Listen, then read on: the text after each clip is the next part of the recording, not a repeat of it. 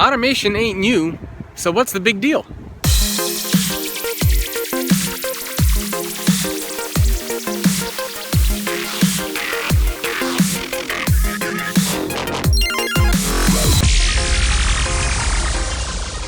Hello everyone, welcome to another episode of The Future in 5. My name is Jacob Morgan. This is where I share thoughts, ideas, and commentary on the future of work in 5 minutes or less. A big thanks to the folks over at Staples that are sponsoring this month of content. Actually, it's the folks over at Staples Business Advantage, which is the B2B division of Staples. They have a really cool contest going on right now if you're interested. If your break room needs a refresh, a redesign, an update, they have a contest running until June 6th. If you visit staplesbreakroomcontest.com, you can enter to win. I think it's up to a $40,000 break room refresh and update, so that's pretty awesome. Of course, we all work for organizations. It's nice to have a fully stocked and nice looking break room. So why not enter to win? It's free. Give it a shot. So to this week's topic, automation isn't new, so what's the big deal? I can't help, and I've done a few videos on this, and I can't help but feel that the whole automation discussion is going like, it's just nuts, right? It's kind of all over the place at this point. But we have to remember that automation isn't new. I mean, this is stuff that's been around for a decade, multiple decades actually. What am I talking about, a decade? It's been around for many years. Simple example, remember when you have issues on your computer and you need to diagnose the Wi-Fi connectivity problems, you click a button and the computer self-diagnoses for you, yes, that's a word, and it tells you what's wrong and how to fix it. I mean, these are things that have been around for a long time. You push a button, something happens. You go to a bank, there's a bank ATM. I mean, that's been around for a long time.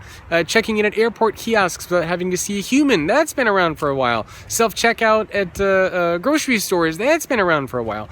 So automation isn't new, especially even when we think about software. There's been a lot of software automation for many, many years. But today the conversation seems to all of a sudden be about, okay, well, we might lose our jobs. So how did we go from this point of, well, automation's around, it's everywhere, we don't really care, to, uh-oh, it might be taking our jobs?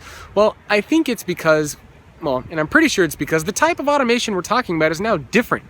Automation used to be just kind of like, basic things that you could get done with automation. We weren't talking about overly complex tasks. We weren't talking about, necessarily replacing jobs, replacing humans. It was kind of basic stuff. It was pretty limited.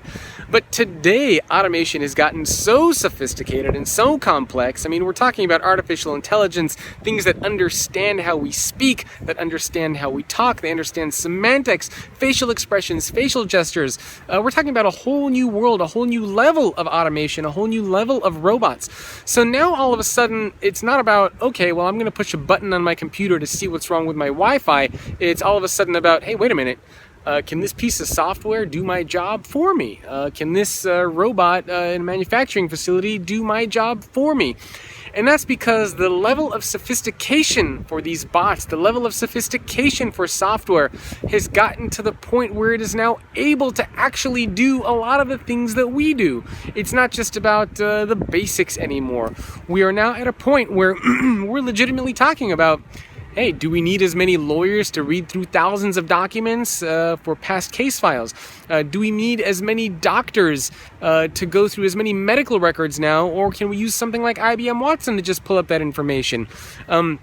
Do we need people to write articles, or can we have bots write sports articles or stock performance information for us, which, by the way, is already happening all over the place. You probably just don't even know it. So things have gotten so good now that they can actually do things that humans used to do, and that is why all of a sudden we're like, hey, wait a minute. Now these bots and software, they're coming for our jobs. Before it was like, yeah, we're safe, nothing's going to bother us, it's not a big deal. We're talking about, little diagnosing Wi-Fi issues, that's, who cares, right?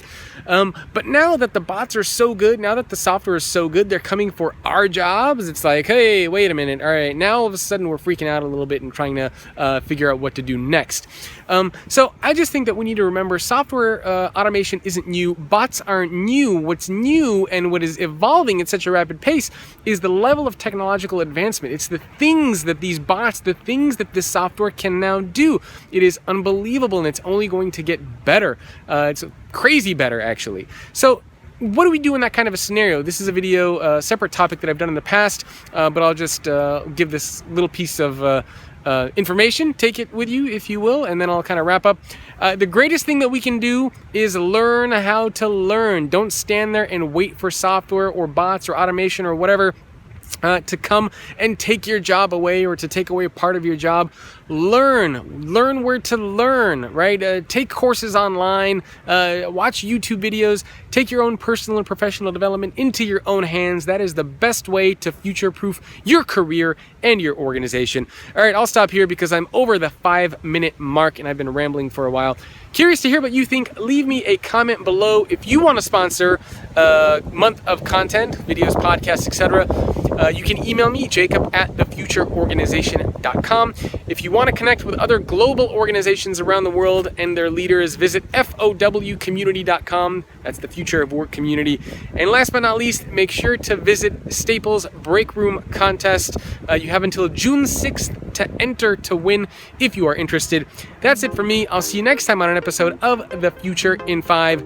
Beware of the bots. Hey, are you interested in the future of work? If so, make sure to subscribe to the YouTube channel so you can get all the latest content on the future of work and stay up to date on all the latest trends and happenings. Not to mention, you will make me very, very happy. Make sure to subscribe.